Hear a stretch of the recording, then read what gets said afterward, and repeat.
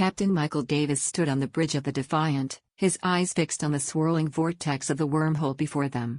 The ship had just emerged in a system far from Earth, one that intelligence suggested was frequented by Busnar vessels. "All systems nominal, Captain," reported Lieutenant Sarah Foster from her station.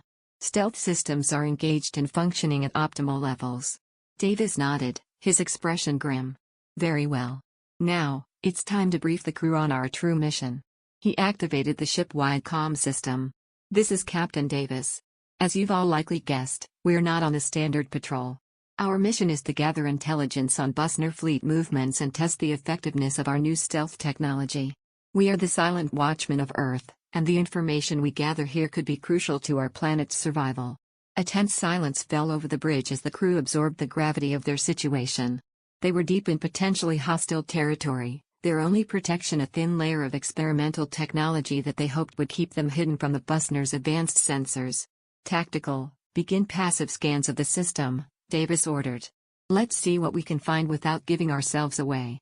As the Defiant began its cautious exploration of the system, the weight of their responsibility settled heavily on every crew member's shoulders.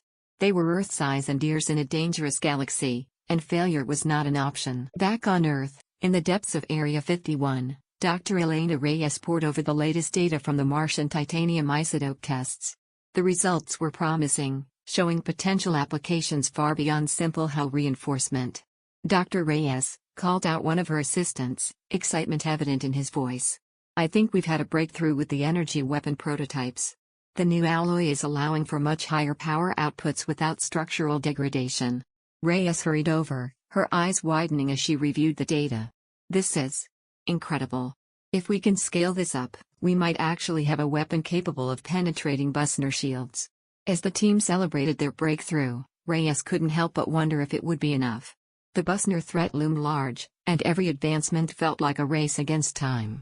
On the Lunar Orbital Station, Captain Emily Shaw of the Audacity watched as the final upgrades to her ship were completed. The once familiar vessel now sported a sleek, light-absorbing coating that made it so black and non-reflective it was hard to see with the naked eye. "It's quite a change, isn't it?" came a voice from behind her. Shaw turned to see Admiral Victor Summers approaching. "Admiral," Shaw greeted her superior. "Yes, it's different. But necessary, I suppose." Summers nodded, his expression serious. "Indeed. And speaking of necessary measures, I have new orders for you, Captain. We need you to contact the Naxith again. There are developments in the galactic political landscape that we need to understand better." As Summers briefed her on the mission details, Shaw couldn't help but feel a mix of excitement and apprehension. The galaxy was proving to be far more complex and dangerous than they had ever imagined, and each new contact brought both opportunities and risks. In the White House Situation Room, President Albert Chambers sat with his top advisors, reviewing the latest reports from their various operations across the solar system and beyond. "The Lightning Bolt's construction is proceeding on schedule," General Jonathan Madison reported. "We should have our first next-generation warship ready for trials within 8 months." Chambers nodded, then turned to Admiral Hayes. "And Project Pandora?" Hayes's expression was grim. "The technology is viable, Mr. President. But the ethical implications, not to mention the potential galactic political fallout if other species were to learn of its existence." "I understand the concerns," Chambers cut in. "But we need every option on the table. The Busnar threat is real, and we have to be prepared for worst-case scenarios." As the meeting continued, discussing advancements, strategies, and contingencies, the weight of their decisions hung heavily in the air. They were pushing the boundaries of science and ethics, all in the name of survival. Light years away, aboard his flagship, Busnar Commander Zex reviewed the latest reports from their resource-gathering operations across the sector. His subordinate, Sub-Commander Curl, approached with a concerned expression. "Commander, our long-range sensors have detected some anomalies in nearby systems," Curl reported. "Faint energy signatures that don't match any known species technology." Zex's eyes narrowed. "Show me." As Krill brought up the sensor data, Zex studied it intently. The signatures were indeed strange, barely detectable, yet oddly familiar. "Increase patrols in the affected sectors," Zex ordered. "And send word to High Command. I want every ship in the fleet on alert for any unusual activity." As Krill hurried to carry out his orders, Zex turned his gaze to the star map. The humans had seemed cowed by their show of force, but something about their quick capitulation had nagged at him. Could they be more clever, and more dangerous, than the Busnar had assumed? Aboard the Defiant, Captain Davis and his crew held their breath as a Busnar patrol ship passed within 1,000 kilometers of their position. Their stealth systems were being put to the ultimate test, and the slightest malfunction could mean their doom. Energy spike from the Busnar vessel, Lieutenant Foster reported, her voice tense. I think they're scanning the area." Davis gripped the arms of his chair, willing the ship to remain undetected. Long seconds ticked by, each feeling like an eternity. Finally, Foster's voice broke the silence. "The Busnar ship is moving off, sir. I don't think they detected us." A collective sigh of relief swept through the bridge. They had passed their first real test, but the mission was far from over. "Good work, everyone," Davis said, allowing himself a small smile. "Now, let's see what other secrets this system holds." As the Defiant continued its silent reconnaissance, gathering crucial data on Busnar fleet movements and capabilities, the crew knew that the fate of Earth could well rest on the success of their mission. They were the vanguard of humanity's defense, the silent sentinels standing watch against a hostile galaxy. Back on Mars, Dr. Yuki Tanaka and her team worked tirelessly to discover more resources on Mars.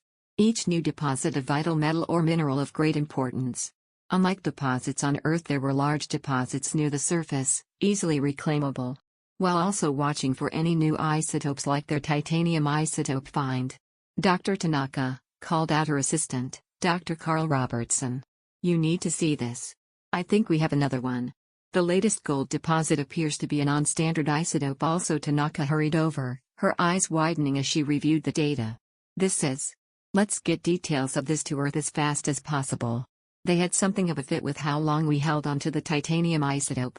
As they delved deeper into the mysteries of the Martian discovery, neither of them noticed the small, spider-like robot observing their work from a hidden corner of the lab. In a secret facility deep beneath the Ural Mountains, Russian scientists worked feverishly to integrate the Myzoan technology they had acquired into their own systems. General Viktor Volkov watched their progress with a mix of anticipation and concern. "How soon until we have a working prototype?" he demanded of the lead scientist, Dr. Andrei Kuznetsov. Kuznetsov wiped sweat from his brow. "We're close, General.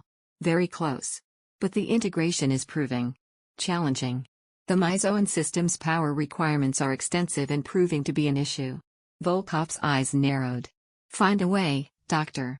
Russia cannot afford to fall behind in this new arms race.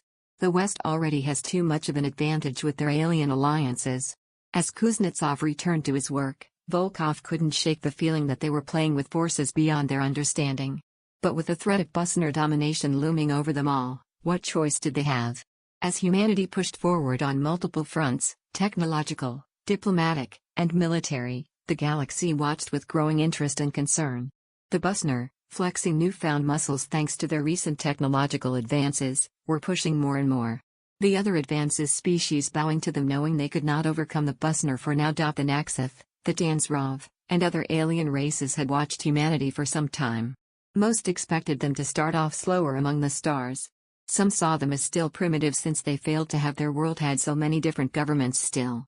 The Molnari continued working their schemes behind the scenes, trying to make the humans seem more docile to the Busnar and more worthwhile to the other races, all while trying to keep their own motives secret. And in the vast, silent depths of space, the Defiant continued its mission, gathering the intelligence that could tip the scales in humanity's favor. They were testing Earth's stealth technology to the very limit.